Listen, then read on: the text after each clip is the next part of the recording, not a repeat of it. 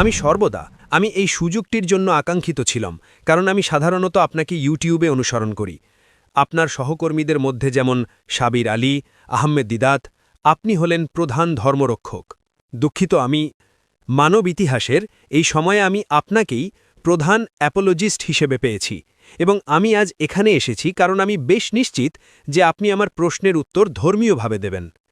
যখন আপনার কোনো বৈজ্ঞানিক প্রশ্ন থাকে, আপনি একজন বিজ্ঞানীর কাছে যান এবং আপনি একটি যৌক্তিক উত্তর আশা করেন। যখন আপনার কোনো দার্শনিক প্রশ্ন থাকে, আপনি একজন দার্শনিকের কাছে যান, কম যৌক্তিক কিন্তু অকাট্য উত্তরের আশায়। কিন্তু আজ আমি একটি ধর্মীয় প্রশ্ন করছি, এবং আপনার কাছ থেকে আমার একটি ধর্মীয় উত্তর প্রয়োজন, ডাক্তার। যে প্রশ্নটি আমাকে বিভ্রান্ত করছে তা হল ভাগ্যের প্রশ্ন। আমি জানি আপনি উৎপত্তি, অর্থ, নৈতিকতা এবং ভাগ্য সম্পর্কে বেশ পরিচিত, এবং আমার প্রশ্নটি কোরআনের উপর ভিত্তি করে। আমার 3টি প্রশ্ন আছে। আমার প্রথম প্রশ্নটি সূরা অধ্যায় 46 আয়াত নম্বর 9 থেকে এসেছে। আমি চিন্তিত নবী এবং তার অনুসারীদের ভাগ্য নিয়ে, কারণ এটি বলছে, আমি জানি না আমার সাথে কি ঘটবে বা আমার অনুসারীদের সাথে। আমি শুধুমাত্র একজন স্পষ্ট সতর্ককারী। সুতরাং সেই প্রসঙ্গে আমি ভীষণ চিন্তিত। ভাগ্যটা কি? ভাই, জি স্যার। আপনি কি একটু ধীরে কথা বলতে পারেন? মানে গতিটা দ্রুত। জি স্যার। ঠিক আছে, উত্তেজিত হবেন না। ও ধন্যবাদ স্যার। উত্তেজিত হবেন না। আপনি কি প্রশ্নটা পুনরায় বলতে পারেন? আমি শুনেছি যে আপনি বলেছেন যে দার্শনিকের মতো হতে। আমি ওটা শুনেছি। আপনি বললেন কোরআন বলছে সূরা 40-40। আমি শুনেছি ওটা কি 40? 46 আয়াত নম্বর 9। আয়াত নম্বর 9।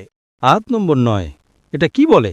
এটা বলে যে নবী, তিনি জানেন না তার সাথে কি ঘটবে বা তার অনুসারীদের। তিনি শুধুমাত্র একজন সতর্ককারী। ঠিক, তিনি শুধুমাত্র একজন সতর্ককারী।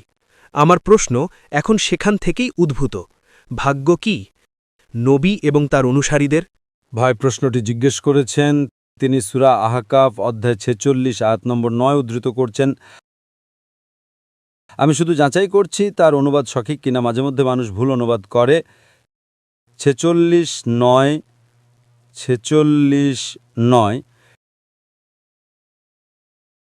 এটি বলে, বলো, আমি রাসূলগণের মধ্যে মৌলিক কিছু নই এবং আমি জানি না আমার সাথে কি করা হবে বা তোমাদের। আমি শুধুমাত্র তাই অনুসরণ করি যা আমার প্রতি ওহী করা হয়। এবং আমি একজন স্পষ্ট সতর্ককারী ছাড়া আর কিছু নই। হ্যাঁ sir.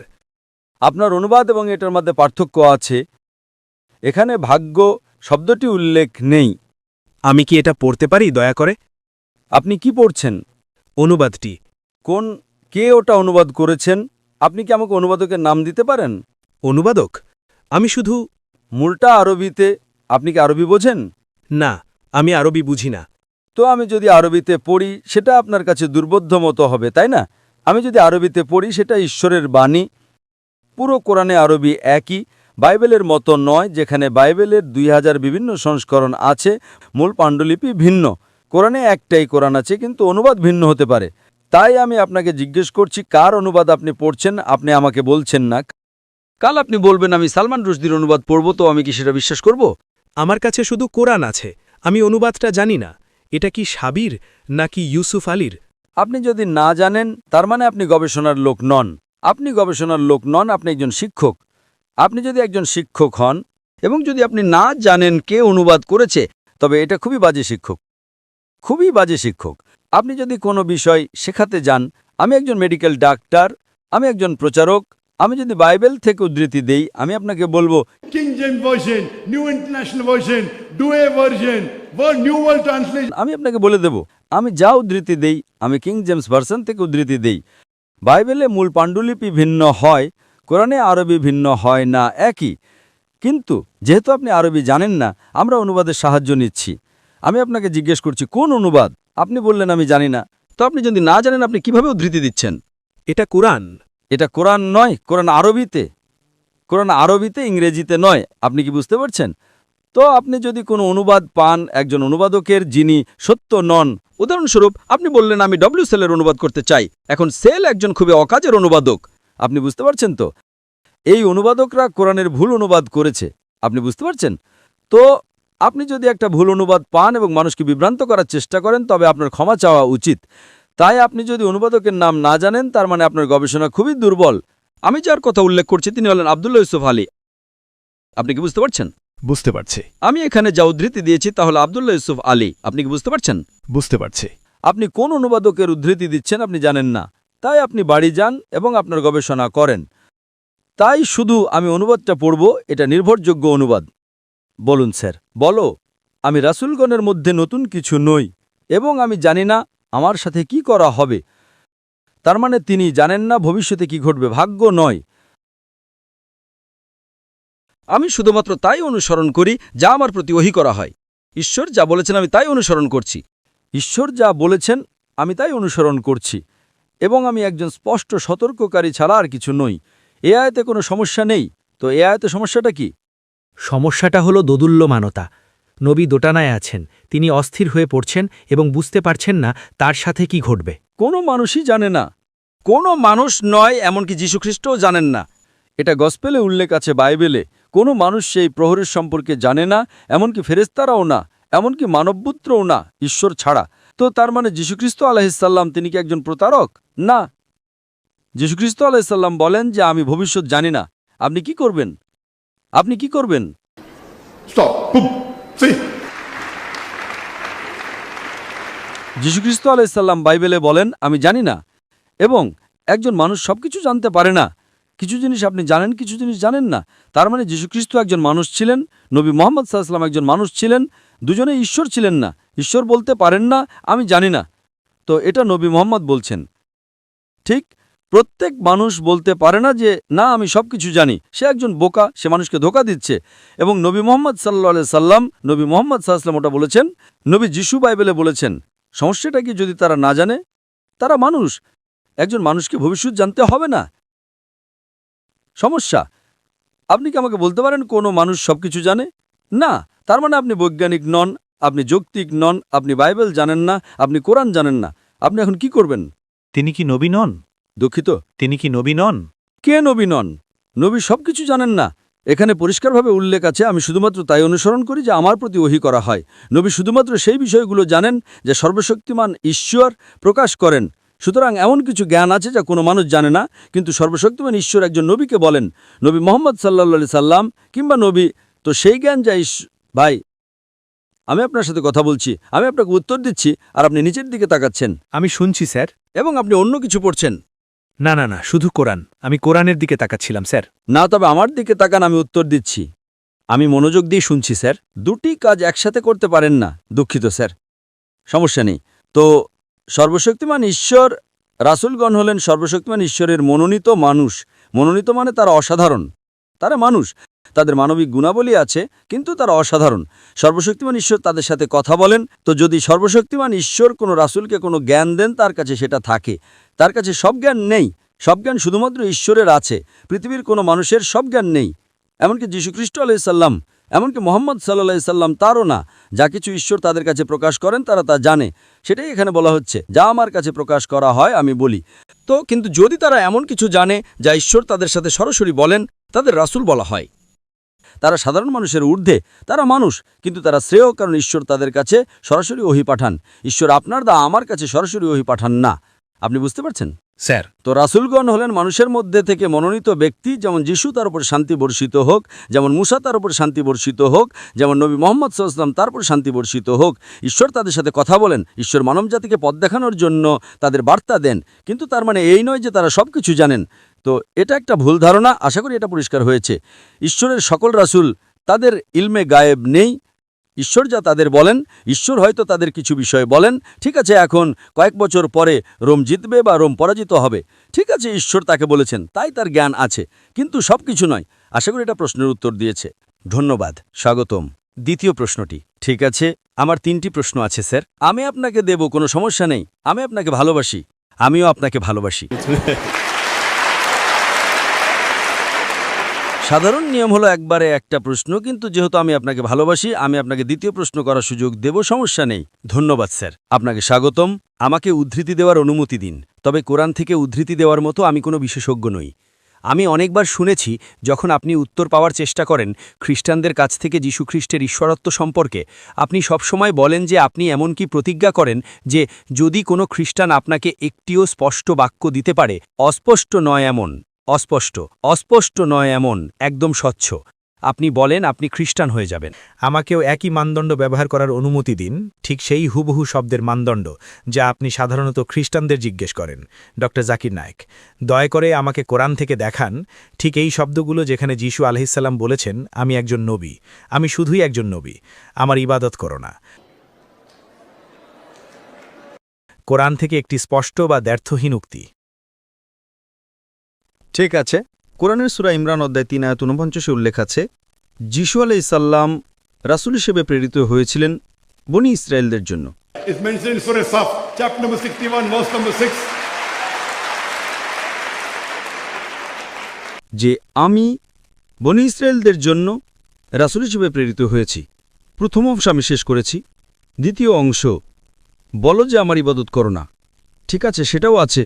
It is mentioned in Surah Ma'idah, chapter number 5, verse number 73.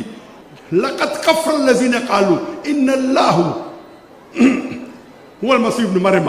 তারা কুফরি করছে, তারা ধর্মদ্রোহিতা করছে, যারা বলে মরিয়ম পুত্র যিশুই আলাইহিসসালাম আল্লাহ। وقال المسيح কিন্তু খ্রিস্ট আলাইহিসসালাম বলেছেন, اعبدوا الله worship الله ربي وربكم.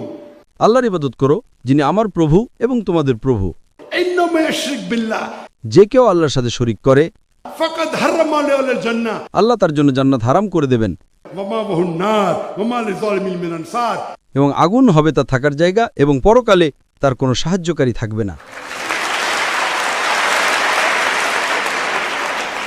আমি আপনার চ্যালেঞ্জ পূরণ করেছি, কিন্তু ভাই আপনাকে বলি, যদি কেউ বলে আমি একজন নবী, তবে এটা বলার দরকার নেই যে আমার ইবাদত করো না।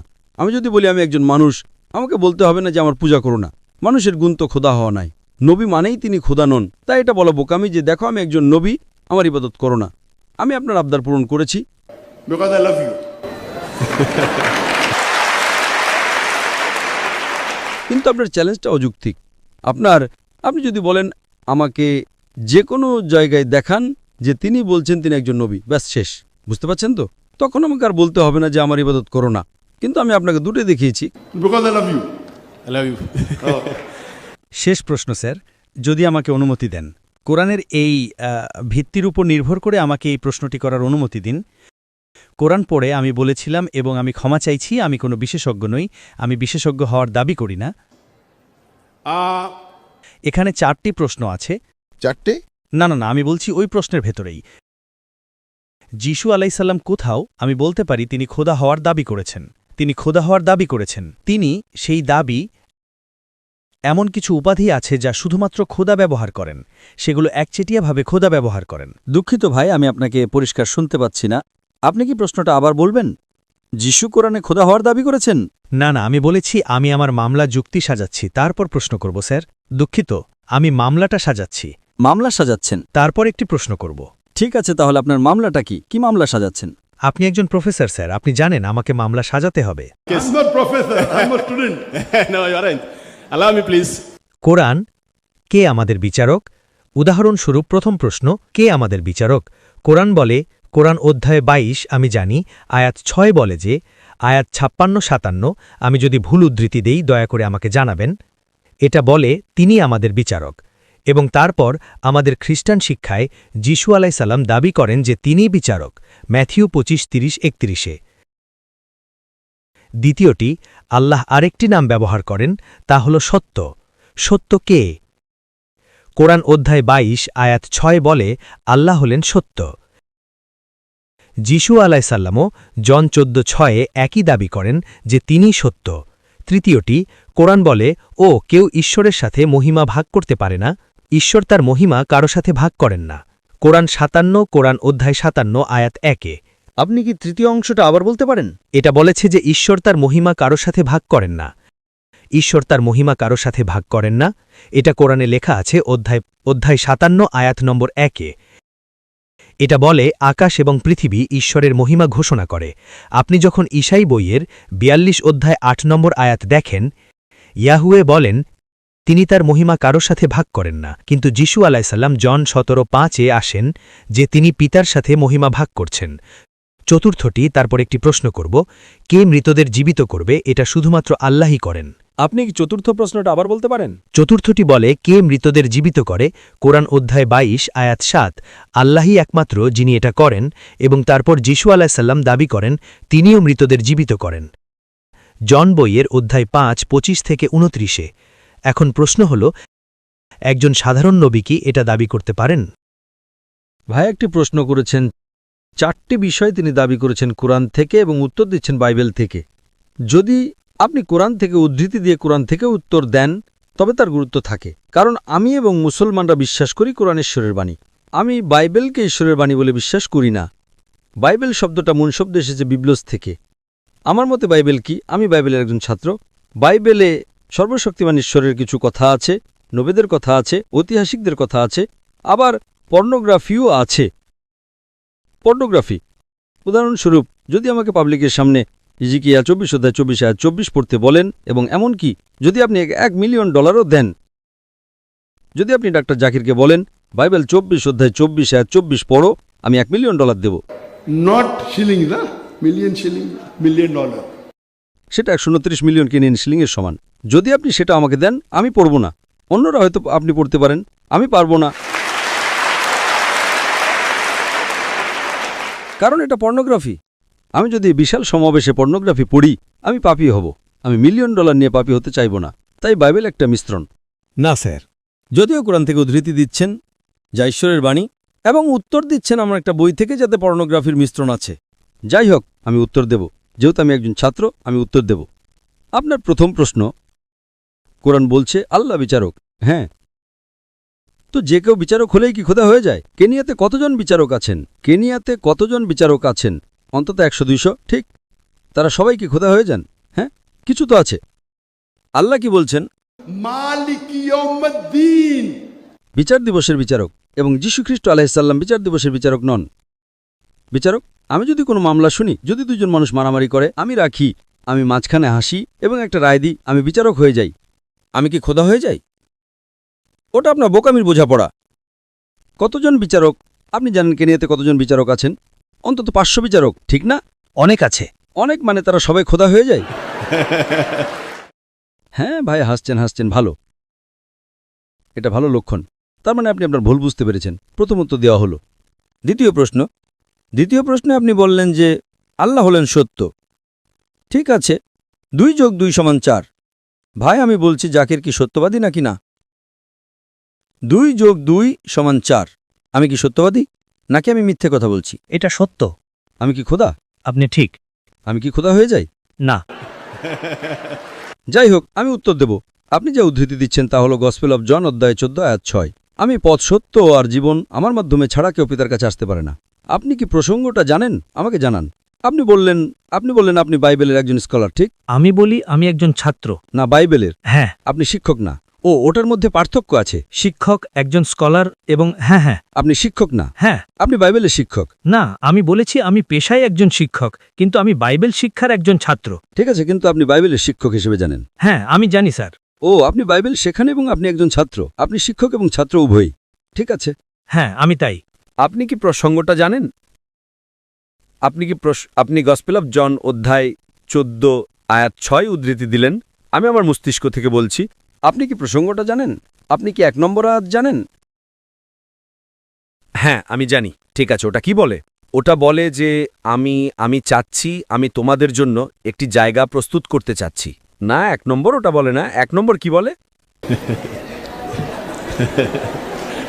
আপনি বাইবেল খুলতে পারেন, আমি বলবো।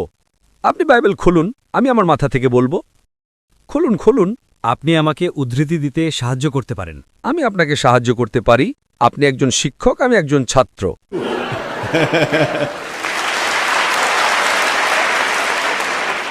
না, মাঝে মধ্যে ছাত্র শিক্ষককে সাহায্য করে। প্রসঙ্গ জানতে হলে আপনাকে 1 নম্বর আয়াতে যেতে হবে। গসপেল অব জন অধ্যায় 14 আয়াত 1 বলে, যীশুখ্রিস্ট আলাইহিসসালাম বলেন, যদি তোমরা বিচলিত হইও না। যদি তোমরা ঈশ্বরে বিশ্বাস করো তবে আমাতেও বিশ্বাস করো। ওটা আয়াত 1। এটা চলতে থাকে। আমার পিতার বাড়িতে, সেখানে আমার পিতার প্রাসাদে অনেক কক্ষ আছে। যদি তা না হতো আমি তোমাদের বলতাম না। পরের আয়াত, আমি সেখানে যাই তোমাদের জন্য একটি স্থান প্রস্তুত করতে, কারণ আমি যেখানে যাই তোমরা জানো। Then Thomas comes. তারপর থমাস আসে, আয়াত 4। তোমরা জানো আমি কোথায় যাই। থমাস, আপনি থমাসকে চেনেন? হ্যাঁ, আমি তাকে চিনি। থমাস আয়াত 5 বলে, আমি জানি না তুমি কোথায় যাও, আমাকে পথ দেখাও। তখন যীশুখ্রিস্ট আলাইহিস সালাম বলেন, আয়াত 6 গসপেল অফ জন অধ্যায় 14, আমি পথ, সত্য এবং জীবন, কেউ আমার মাধ্যম ছাড়া পিতার কাছে আসতে পারে না। আমি এটার সাথে একমত। প্রতিটি নবী তার সময়ে তিনি ছিলেন পথ, সত্য এবং জীবন। ওই নবীর মাধ্যম ছাড়া কেউ ঈশ্বরের কাছে আসতে পারত না। মুসা আলাইহিস সালামের সময়ে মুসা আলাইহিস সালাম ছিলেন পথ, সত্য এবং জীবন। মুসা আলাইহিস সালামের মাধ্যম ছাড়া কেউ ঈশ্বরের কাছে আসতে পারত না। যিশু আলাইহিস সালামের সময়ে আমরা 100% একমত, তিনি ছিলেন পথ, সত্য এবং জীবন। কেউ সর্বশক্তিমান ঈশ্বরের কাছে আসতে পারত না যীশুখ্রিস্ট আলাইহিস সাল্লামের শিক্ষার পথ ছাড়া। আজ নবী মুহাম্মদ সাল্লাল্লাহু আলাইহি সাল্লামের সময়ে নবী মুহাম্মদ সাল্লাল্লাহু আলাইহি সাল্লাম হলেন পথ, সত্য এবং জীবন। মুহাম্মদ সাল্লাল্লাহু আলাইহি সাল্লামের শিক্ষার মাধ্যম ছাড়া কেউ সর্বশক্তিমান ঈশ্বরের কাছে আসতে পারে না। প্রতিটি রাসূল তার সময়ে তিনি ছিলেন পথ। সমস্যা কোথায়? What is the problem? তিনি কোথায় বলছেন আমি খোদা? সমস্যাটা কি? দ্বিতীয়টার উত্তর দেওয়া হলো। তৃতীয় উত্তর দেওয়া হয়েছে কি না? এমনকি আমি সত্য কথা বলি, তাই বলে কি আমি খোদা হয়ে যাই? না। প্রশ্ন নম্বর 3, কেউ ঈশ্বরের মহিমা ভাগ করতে পারে না। ঠিক, সত্য স্যার, কেউ ভাগ করতে পারে না যতক্ষণ না ঈশ্বর কাউকে দেন। যদি ঈশ্বর তার ক্ষমতা দেন, তার ক্ষমতার অংশবিশেষ, উদাহরণস্বরূপ মৃতকে জীবিত করা। ওটা পরের প্রশ্ন, বা যাই হোক, ঈশ্বর অলৌকিক কাজ করেছেন। আপনারা জানেন মুসা আলাইহিস সালাম সাগর ভাগ করেছিলেন। কে করেছিলেন? মুসা আলাইহিস সালাম করেছিলেন। মুসা আলাইহিস সালাম সাগর ভাগ করেছিলেন। কে করেছিল? মুসা। তিনি শক্তিশালী ছিলেন? তার কি ঈশ্বরের ক্ষমতা ছিল? ঈশ্বর মুসা আলাইহিস সালামের মাধ্যমে একটি অলৌকিক কাজ করেছিলেন। আপনি কি বুঝতে পারছেন? আপনি বুঝতে পারছেন কি না? আমি বুঝতে পারছি স্যার। সাগর ভাগ করা। তাই যত অলৌকিক কাজ করা হয়েছিল তা নবী করেননি, তা করেছিলেন সর্বশক্তিমান ঈশ্বর। কোরআন সেটা বলে এবং বাইবেল সেটা বলে। তাই যত অলৌকিক কাজ করা হয়েছিল তা ঈশ্বরের দ্বারা রাসূলের মাধ্যমে করা হয়েছিল। ওটা আপনার 4টে প্রশ্নের উত্তর দেয়। এবং পঞ্চম প্রশ্ন, মৃতকে জীবিত করার। এবং যদি আপনি বলেন মৃতকে জীবিত করা তাকে খোদা বানায়, যীশুখ্রিস্ট আলাইহিস সাল্লাম কি করেছিলেন? একটি মৃত মানুষকে জীবিত করেছিলেন। ঠিক, কোরআন সেটা বলে, বাইবেলও সেটা বলে। মুসা আলাইহিস সালাম কি করেছিলেন? তিনি একটি লাঠি ছুঁড়েছিলেন। তিনি উদ্ভিদ জগৎকে প্রাণী জগতে রূপান্তর করলেন। লাঠিটি একটি সাপ হয়ে গেল। কোনটা বড় অলৌকিক কাজ? উদ্ভিদ জগৎ থেকে একটি লাঠি প্রাণী জগতে জীবন দিলেন এবং জগৎও পরিবর্তন করলেন। বড় অলৌকিক কাজ। এটা কি তাকে খোদা বানায়? না। অলৌকিক কাজ কোনো পরীক্ষা নয়। যীশু খ্রিস্ট আলাইহিস সালাম বলেন, অনেক ভণ্ড খ্রিস্ট এবং ভণ্ড নবী আসবে। গসপেল অফ ম্যাথিউ অধ্যায় 24 আয়াত 24, অনেক ভণ্ড খ্রিস্ট এবং ভণ্ড নবী আসবে, এবং যদি সম্ভবত তাহলে তারা খুব নির্বাচিতদেরও ধোঁকা দিত। তাই অলৌকিক কাজ কোনো পরীক্ষা নয়। তার মানে আপনি আপনার বাইবেল পড়ছেন না। অলৌকিক কাজ কোনো পরীক্ষা নয়। যত অলৌকিক কাজ করা হয়েছিল তা সর্বশক্তিমান ঈশ্বরের দ্বারা রাসূলগণের মাধ্যমে করা হয়েছিল। Hope that answers all your 4 questions. কৃতজ্ঞ।